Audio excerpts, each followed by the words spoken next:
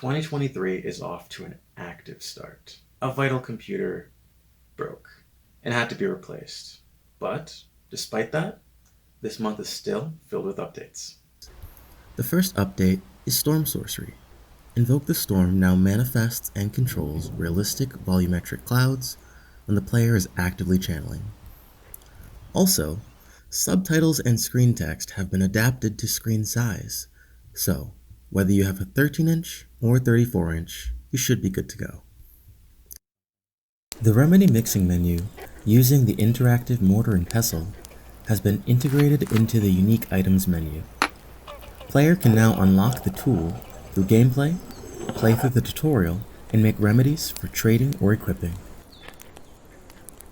An item equip system was added, so now the player can equip items from the inventory, which will now show on the player's body and may even be used to solve puzzles or quests.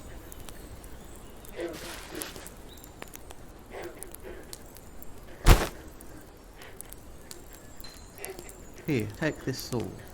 Lastly, as forecast, the struggle for quality results in delays as these new features are integrated, improved, and tested. But it is still my intention to release Alpha Chapter soon. For any questions or comments, please drop them below. And remember, it is good to follow intuition.